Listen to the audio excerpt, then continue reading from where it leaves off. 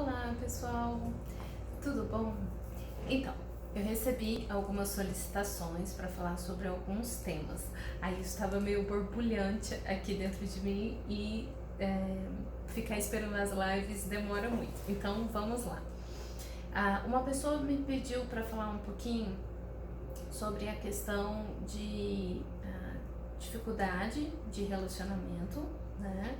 Das relações sociais, com essa questão da teoria da mente e como isso pode interferir, por exemplo, em relações abusivas, ok?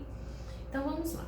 Em se tratando do espectro do autismo, muita gente já deve ter ouvido falar da fragilidade que o autista tem na teoria da mente. O que é a teoria da mente?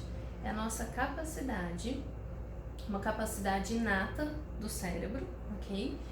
De antecipar, de inferir o que o outro está pensando, o que o outro está sentindo, ok?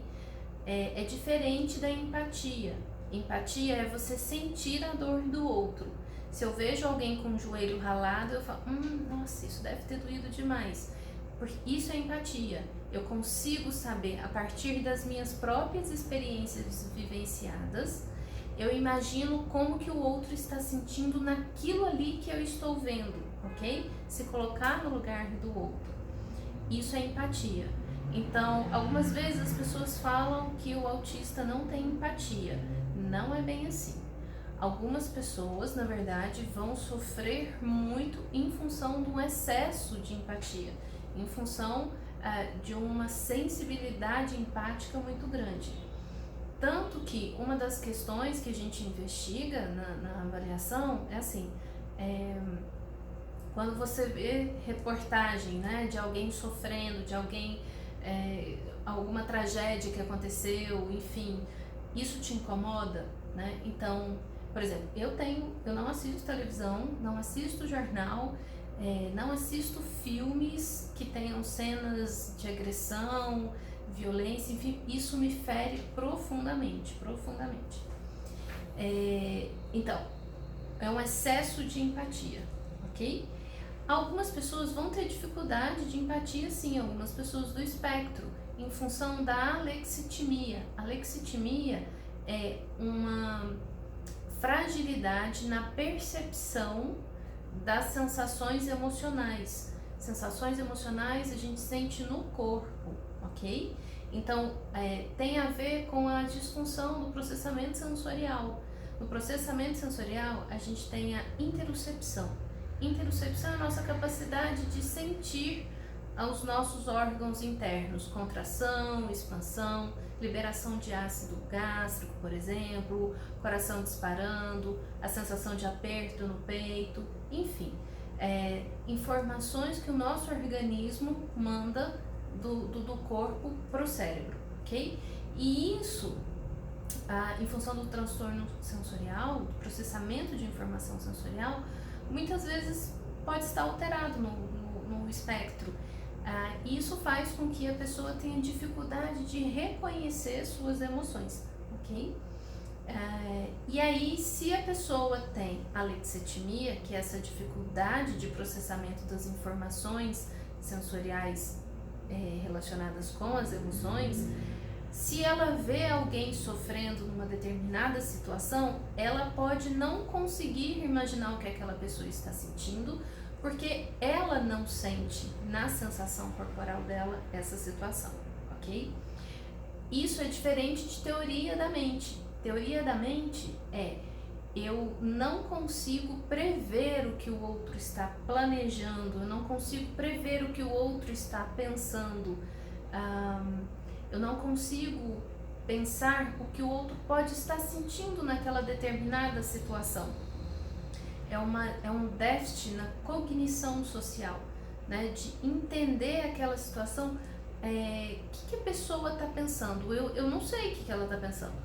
E como que a gente pode saber muitas vezes? Pelas expressões faciais, pelo tipo de, às vezes, sarcasmos, tom de voz, ritmo de fala, né? Então, E isso tudo também tem a ver com a questão sensorial, como que eu processo informações auditivas, visuais, dos detalhes da expressão, né, facial, que também expressa emoções, e de entender o comportamento do outro a partir de uma previsão, ok? Essa é uma inferência. Numa situação assim, eu infiro, eu imagino que a pessoa vai se comportar de determinada forma, tá? Eu vou antecipar o comportamento do outro, eu vou antecipar como a pessoa pode estar se sentindo, como isso atrapalha nas relações sociais, por exemplo, ok? O seu pai pede para você pegar o seu irmão no colégio, seu irmão mais novo, né, para você dar uma carona, passar e pegar o seu irmão mais novo. Só que você nem pensa, não posso, isso muda minha rotina, enfim, você pensa um monte de coisa e você não consegue antecipar como o seu pai poderia se sentir ou como seu irmão poderia se sentir, ok? Então, muitas vezes, como a gente não antecipa como o outro pode se sentir, a gente não executa determinadas situações. Vou dar um exemplo meu, ok? Então, eu moro em Goiânia, mudei pra cá recentemente e a minha irmã mora aqui, tá? E aí eu fui visitar meus pais em Uberlândia e eu simplesmente fui, ok? Não me ocorreu, não brotou essa coisa na minha cabeça de uma questão simples de falar, olha, Carol, tô indo pra Uberlândia, né? Enfim, não me ocorreu, eu simplesmente fui pra Uberlândia. Minha mãe mandou uma mensagem no grupo da família falando, a Gabi chegou bem. Aí minha irmã, Gabi chegou bem? Chegou onde? Em Uberlândia? Aí ela mandou mensagem, sua desnaturada, porque você não sabia, como você vai sem me avisar, e se eu quisesse ir também, e se eu quisesse que você levasse alguma coisa e tal. Eu falei, não me ocorreu em hipótese alguma de comentar isso com a Carol, ou enfim, mas não foi uma desconsideração a pessoa dela, né? E também não pensei que isso poderia chatear ou não, ok?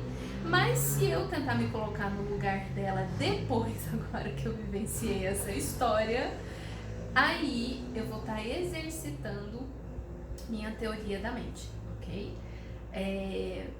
Mas essa experiência não foi suficiente e aí eu comecei a fazer um curso que a Carol já fez e poderia assistir de novo, e eu simplesmente fui pro curso, ok? Nem me passou na cabeça. Um primo até perguntou, e sua irmã já fez, ela não quis vir assistir de novo? Falei, nossa, eu nem me dei conta de comentar com ela que eu ia fazer o curso, né? E aí, no segundo dia de curso, uma amiga dela me encontra no curso. E aí, tal, cadê sua irmã? Por que ela não veio? Era, tipo assim, era uma coisa óbvia, né? Fala pra sua irmã que ela vem junto, enfim. E eu falei, você acredita que eu nem pensei, nem lembrei de contar isso pra Carol? E aí o meu primo estava junto e ele comentou, eu só estava esperando pra ver onde é que isso ia chegar, né? E aí eu pensei, bom, é melhor eu ligar pra Carol, mandar uma mensagem rápido antes que a colega dela conte que me encontrou aqui. A resposta dela a mesma coisa, sua desnaturada, você não sabe se eu ia querer ir, se eu queria repetir ou não, como é que você não me conta, etc, etc. Então assim, simplesmente uma coisa que não brotou, ok? Isso é eu viver no meu fantástico mundo de Alice, né? Sem saber que os outros, eu não sei definir, minha mente nem sabe pensar coisas que eu deveria ou não compartilhar com as outras pessoas, por exemplo, tá? Então, onde que isso atrapalha, por exemplo, em relações de trabalho, amizade, relação afetiva e até familiar. A gente não consegue prever a intenção do outro em questão se o outro tá te passando para trás ou não, se o outro tá tendo intenções segundo as intenções ou não, tipo dando em cima de você, querendo te paquerar ou coisa assim do tipo, né? Então, como a gente vê o comportamento concreto, a pessoa, ela tá te falando uma coisa, você age a partir do que ela está te falando, mas às vezes a intenção dela por trás do que ela está falando é outra, né? Então, eu acho muito difícil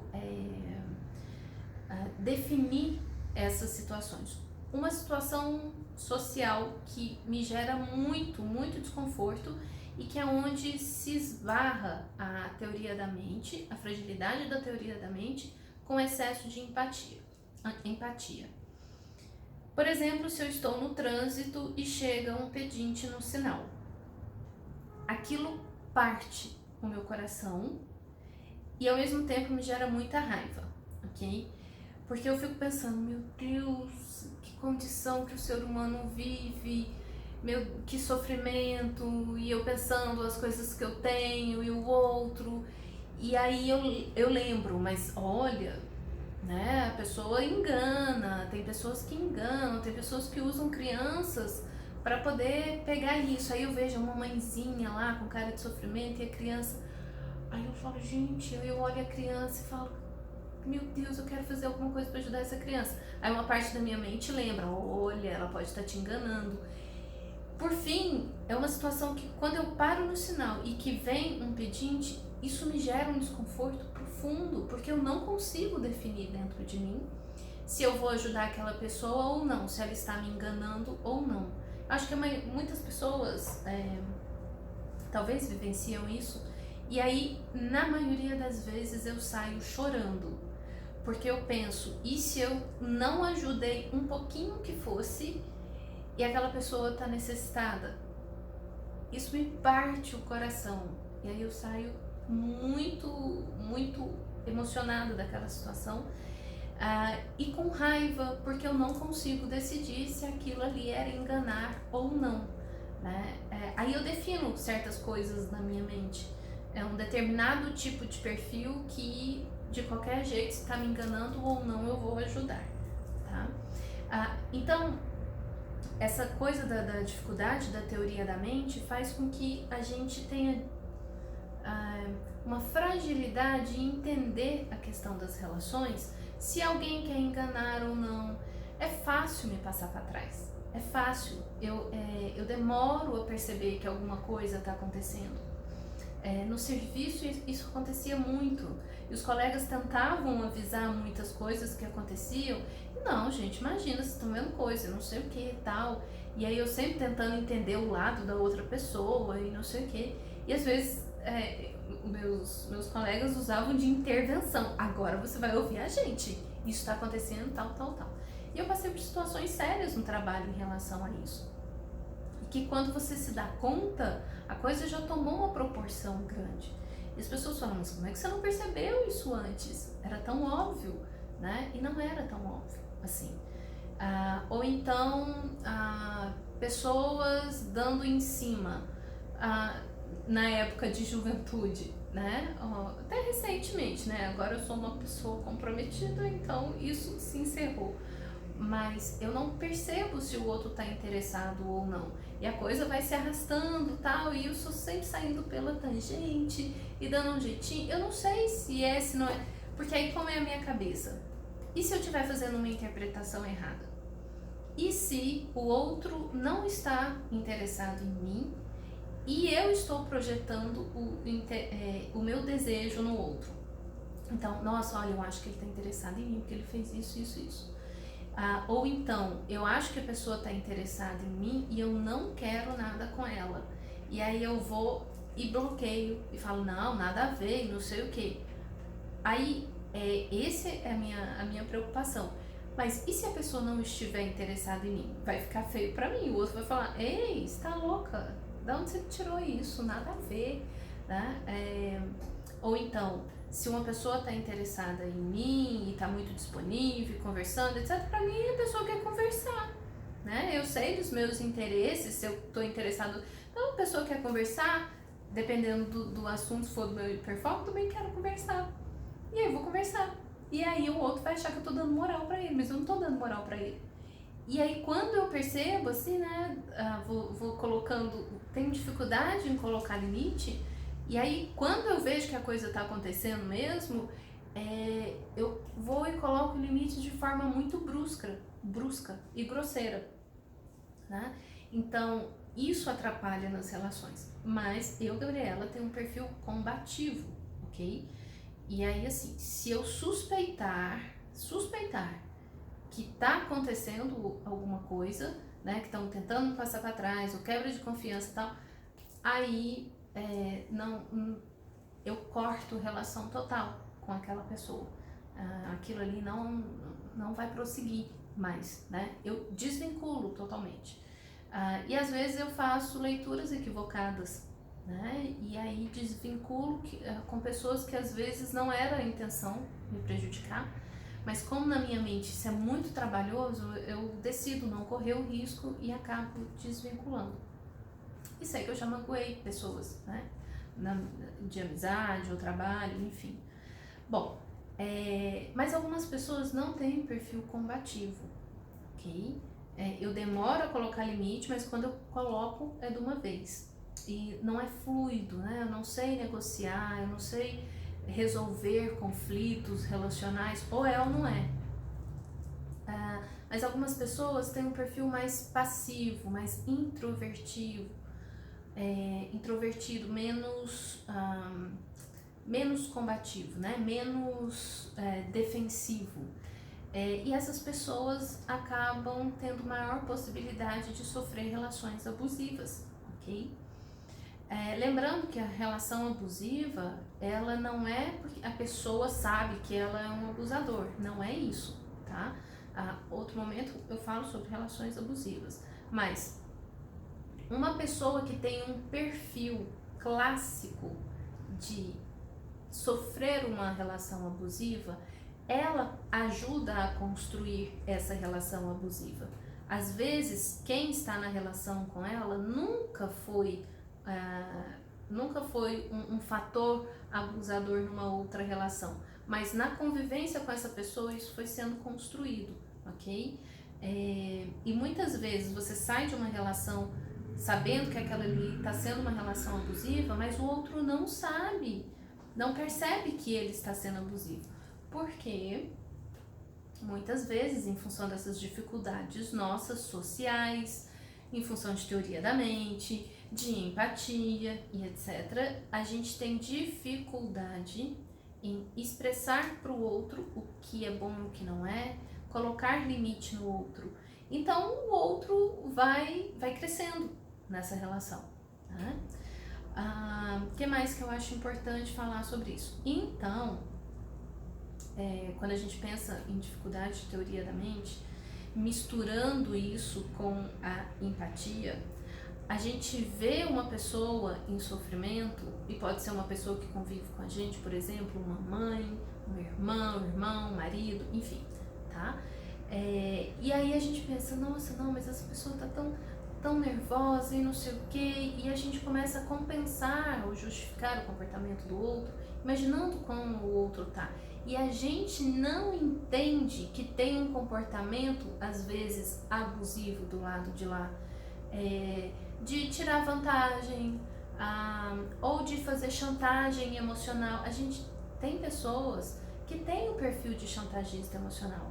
Isso não é porque a pessoa é ruim, isso é porque é a personalidade dela, foi recursos que ela foi construindo, foi a forma como ela aprendeu de se organizar na vida.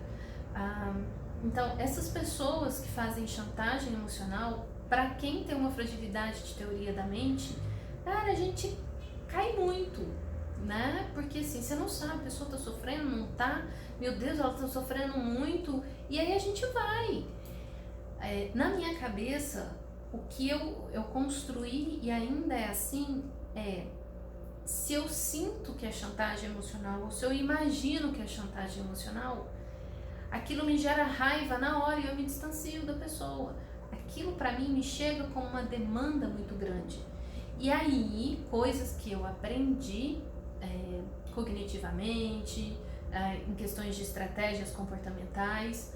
Bom, se o outro está sofrendo e eu não puder ajudar, olha, tem que acreditar na capacidade de adaptação e realização do outro. O outro vai ter recurso para sobreviver. Então foi uma decisão que eu tomei de comportamento para mim, para me proteger de não saber se aquilo é ou não é. Aquilo me chega com uma demanda muito grande que eu não consigo arcar com ela. E nessa luta de não é ou não é, eu tomei uma decisão que eu não, se me parece chantagem emocional, mas com o tempo e aí trabalhando com a psicologia, né, eu fui aprendendo a identificar demandas desse tipo. Como eu aprendi no meu hiperfoco técnico profissional, isso me ajuda sim na questão pessoal.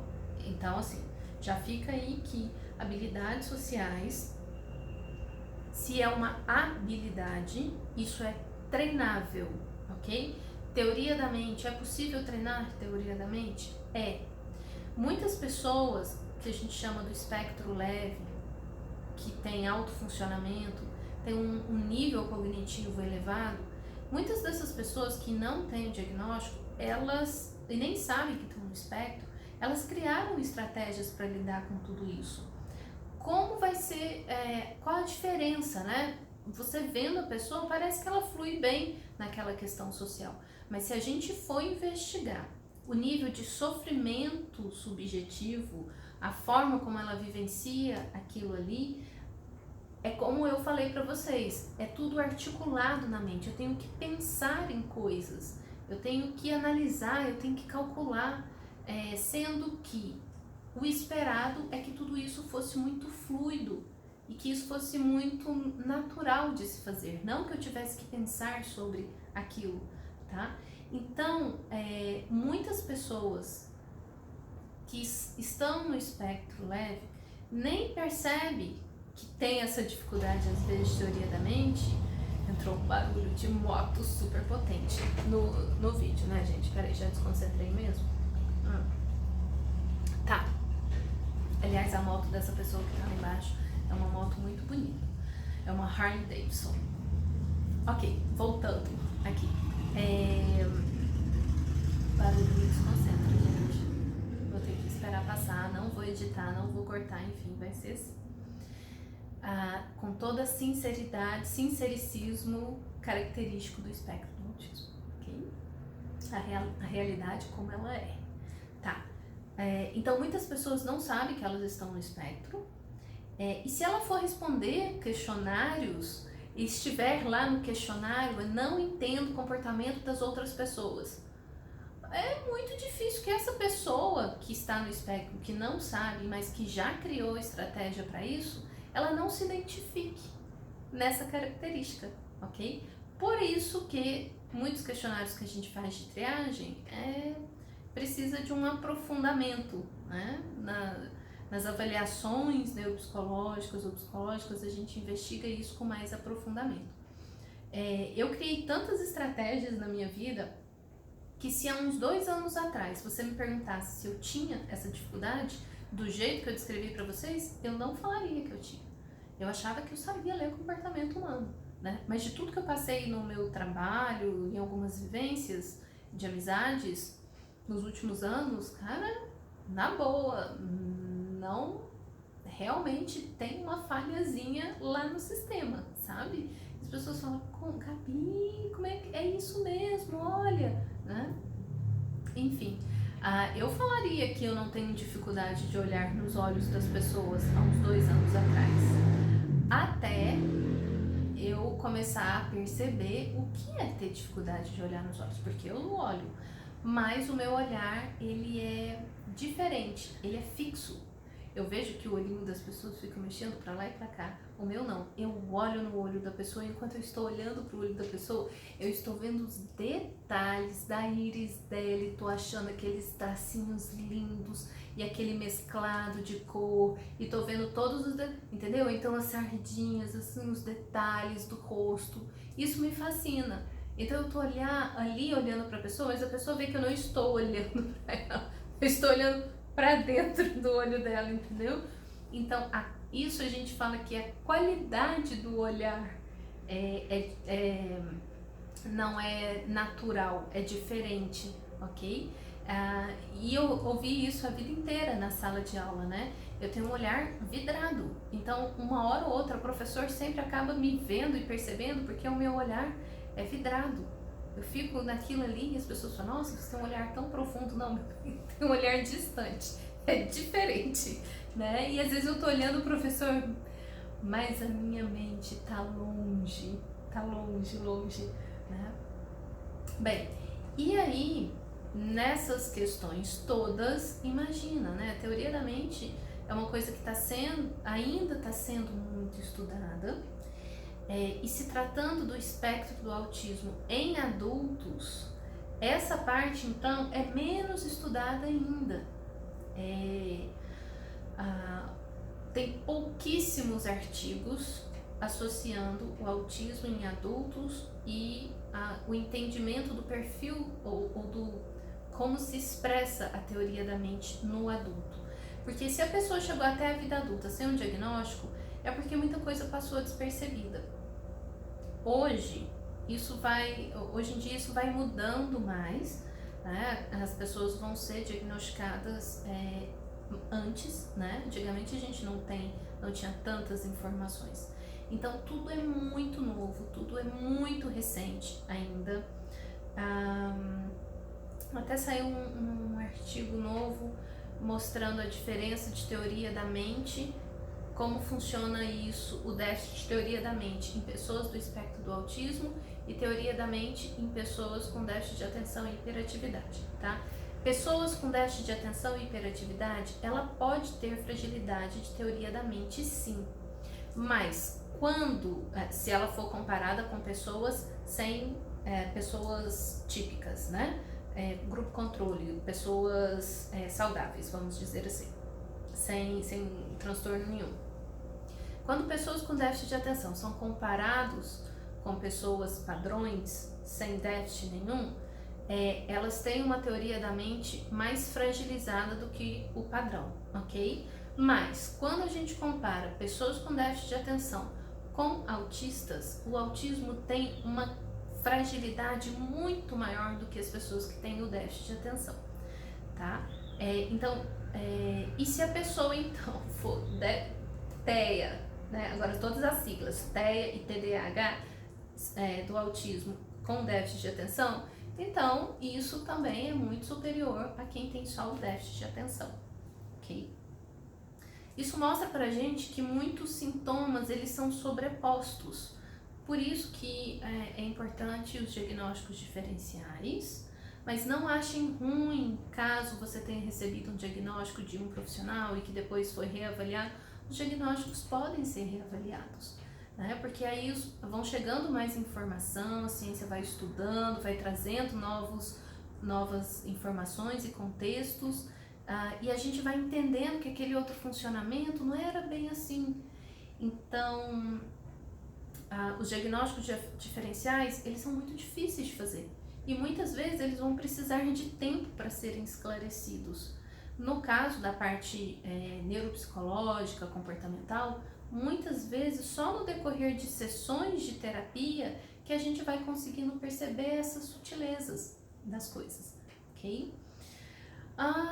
Bom, eu não sei se era bem isso que a pessoa gostaria de saber, mas acho que são informações necessárias para a gente estar refletindo sobre elas e se estudando, né, entendendo como isso funciona na gente, para que a gente possa se organizar melhor e saber que tipo de trabalho eu preciso procurar para mim, né? Treinamento de habilidades sociais é importante para todo mundo, não só para quem é do espectro do autismo. Nós somos analfabetos emocionais, né? Todos nós. Então, quando a gente aprende a conhecer nossas emoções e quando a gente aprende a conhecer qual é o nosso padrão de comportamento, a gente se relaciona melhor. Não adianta ter treinamento social, que é o que falar em determinada situação ou como se comportar, se você não conseguir entender e compreender e regular suas emoções, ok? Isso interfere também nas nossas relações sociais. Enfim, é um tema longo, complexo, a gente não vai esgotar isso daqui. Se ficou dúvidas, vocês podem deixar aí nos comentários que eu tento saná-las depois, ok? Até logo!